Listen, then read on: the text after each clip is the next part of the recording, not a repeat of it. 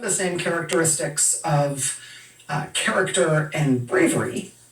You may also remember a federal prosecutor named Aaron Zelinsky, who himself made a career sacrifice to warn the country about crimes, about corruption that he saw play out at the Justice Department in this administration. Aaron Zelinsky and 3 other prosecutors quit in protest when Trump appointees at the Justice Department intervened to downgrade the sentencing recommendation for Trump campaign advisor Roger Stone.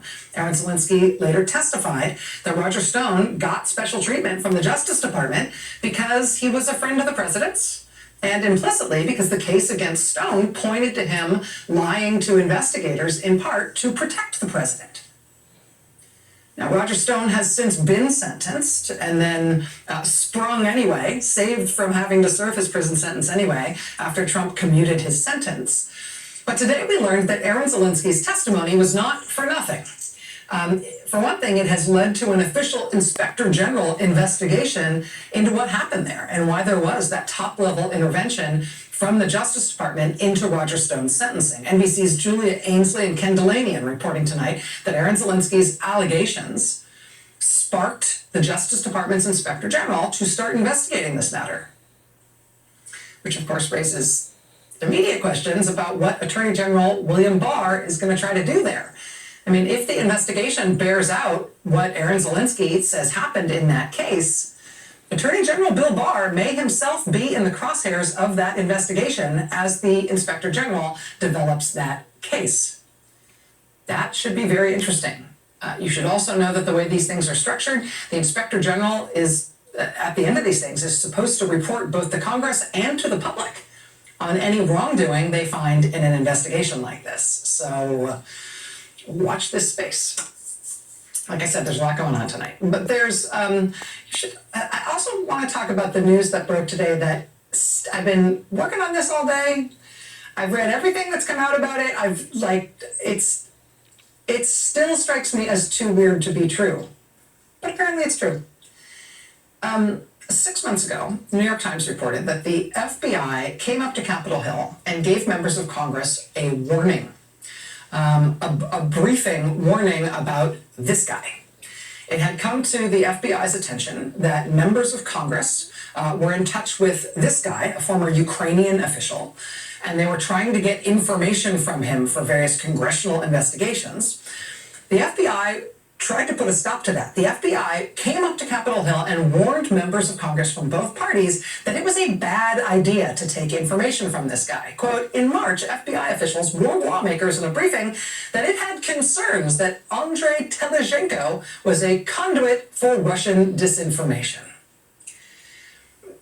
That warning, a notable warning that ends up in the New York Times months later, that warning from the FBI about this guy came after this guy turned up sort of on the edges of Republican circles. He had started apparently shoveling information toward Republicans in Congress that he said they should use for their investigations.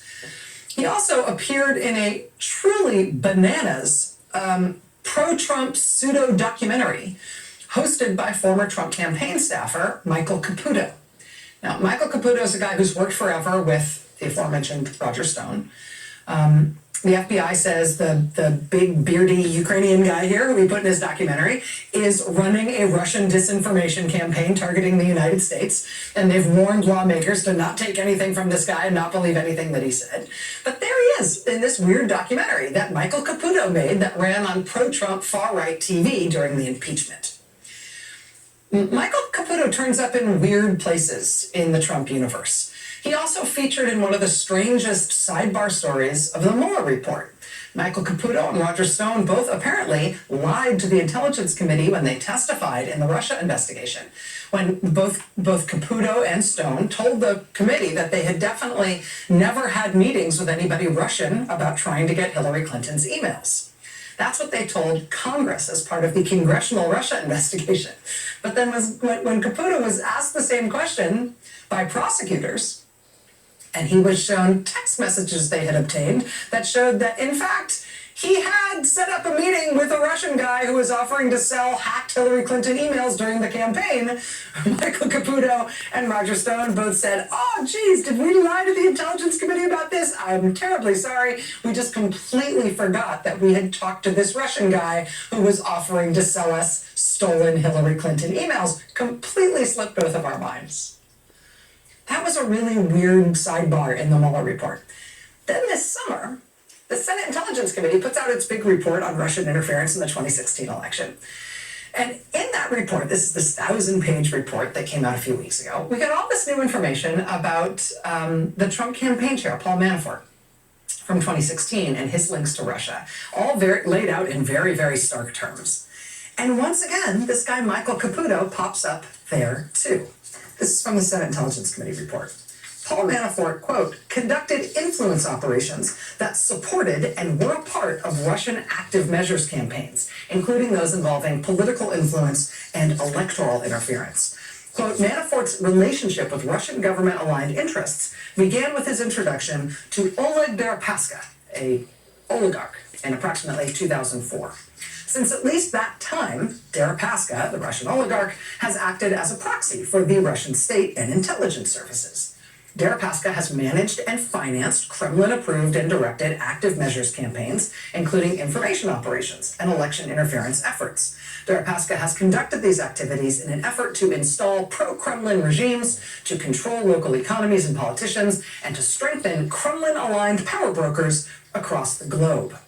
The committee has limited insight into the origins of Manafort's relationship with this oligarch, Oleg Deripaska, but it likely began in 2004. The report then continues. Michael Caputo, a former employee of a firm run by Manafort and several others, including Roger Stone, told the committee that in 2004, Manafort hired him on a Deripaska-related project. So, I love that it's just like part of the background story of the news now, that the president's campaign chair had for more than a decade been running Russian influence operations before he got inexplicably put in charge of the Trump campaign. Like, that's just part of the background story that we need in order to understand daily advances in the news these days. But that is the background that gets us to this Michael Caputo guy, who really is a strange duck, who really does turn up at weird times and in weird places in the Trump orbit. The Trump campaign chairman was working on Russian influence projects around the world for more than a decade before he ran Trump's campaign. He's doing that with this guy, Oleg Deripaska, who is organizing and financing those things on behalf of the Kremlin. And from the very beginning of his relationship, the relationship between Manafort and this guy, Deripaska, Manafort hires Michael Caputo to help with that. He's involved in the Deripaska stuff, which is Manafort running Russian foreign influence events.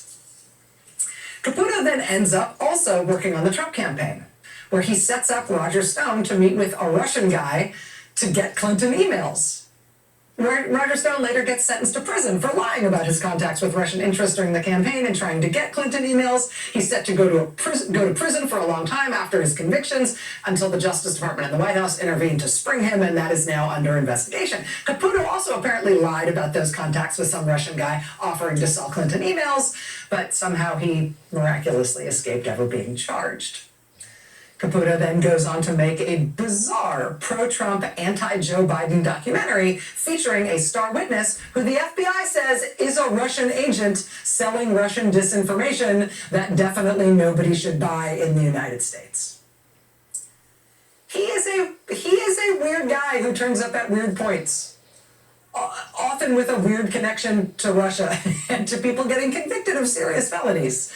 That's the backstory on Trump campaign aide Michael Caputo. And so what do you think happens to a guy like that in an administration like this, in a time like this? Turns out they put him in charge of the Centers for Disease Control. Michael Caputo has no health background, no science background whatsoever, but in April, the Trump White House installed him as the top spokesperson at the Department of Health and Human Services, whereupon he apparently started dictating to the CDC what the CDC's scientific publications could say about coronavirus, and how their scientific pronouncements about COVID had to line up more closely with what the president was saying about the virus. This story started breaking late on Friday night. Politico's Dan Diamond obtaining emails showing Michael Caputo and one of his staffers demanding changes to the CDC's weekly scientific reports. Quote, the CDC's Morbidity and Mortality Weekly Reports, the MMWR, are authored by career scientists and serve as the main vehicle for the agency to inform doctors, researchers, and the general public about how COVID-19 is spreading and who's at risk. Such reports have historically been published with little fanfare and no political interference, said several longtime health department officials who have been viewed as and these publications have been viewed as a cornerstone of the nation's public health work for decades. But since Michael Caputo, a former Trump campaign official with no medical or scientific background, was installed in April as the Health and Human Services Department's new spokesperson, there have been substantial efforts to align these public health reports with Trump's statements, including the president's claims that fears about the outbreak are overstated. There have also been efforts to stop the reports altogether. So Michael Caputo gets installed as the spokesperson for the Health and Human Services Department. As the outbreak, as the pandemic is taking off, they install him in there in April. Health and Human Services Department oversees the CDC. Michael Caputo then appoints himself, he's a spokesperson, he's a communications guy, but he appoints himself a scientific advisor who is literally an assistant professor at some Canadian college.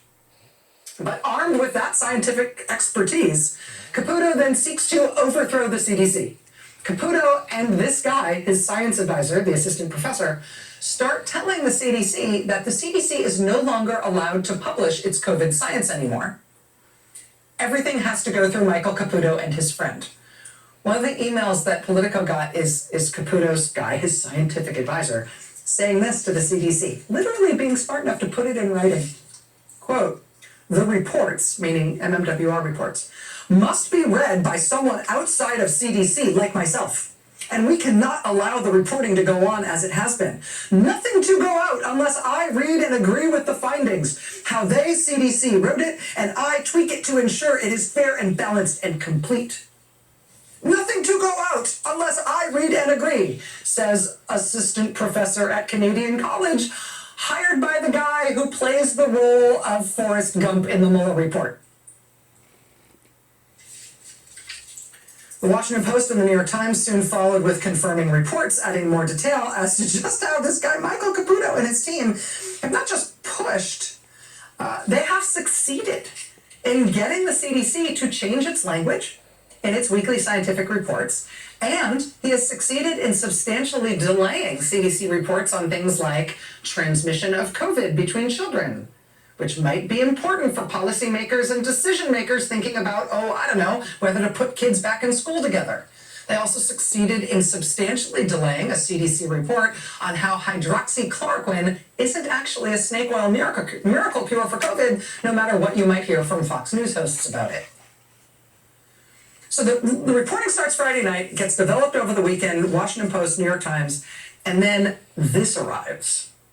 New York Times reporter Sharon Lafreniere reporting on how Michael Caputo, this guy we've been talking about, how he is comporting himself. Now that we know that that guy, of all people, is controlling what the American people are allowed to know, what the world is allowed to know from the CDC about the science on COVID. Lafreniere finding that Michael Caputo last night did a Facebook Live event for his followers, his friends and colleagues or something. Here's her report. Quote, Michael R. Caputo, the Assistant Secretary of Public Affairs at the Department of Health and Human Services, accused the CDC of harboring a, quote, resistance unit determined to undermine President Trump. Caputo said that he personally could be in physical danger from opponents of the administration. Quote, if you carry guns, buy ammunition, ladies and gentlemen, because it's going to be hard to get, he urged his followers. Some of Mr. Caputo's most disturbing comments were centered on what he described as a left-wing plot to harm the administration's supporters. He claimed baselessly that the killing of a Trump supporter in Portland, Oregon in August was merely a practice run for more violence. Mr. Caputo said, quote, remember the Trump supporter who was shot and killed? That was a drill. He warned, again without evidence, that there are, quote, hit squads being trained all over this country to mount armed opposition to a second term for President Trump. Quote, you understand that they're going to have to kill me, and unfortunately, I think that's where this is going, he said. Mr. Caputo predicted that the president would win re-election in November, but that his Democratic opponent, Joe Biden, would refuse to concede, which would lead to violence. Quote, "And when Donald Trump refuses to stand down at the inauguration, the shooting will begin," he said. "The drills that you've seen are nothing." Mr. Caputo went further, saying his physical health was in question and his, quote, "mental health has definitely failed." He said, quote, "I don't like being alone in Washington," describing, quote, "shadows on the ceiling in my apartment. There, alone. Shadows are so long." This is who is in charge. This is who the President of the United States has insisted must be in charge of whether the CDC publishes its COVID science or not.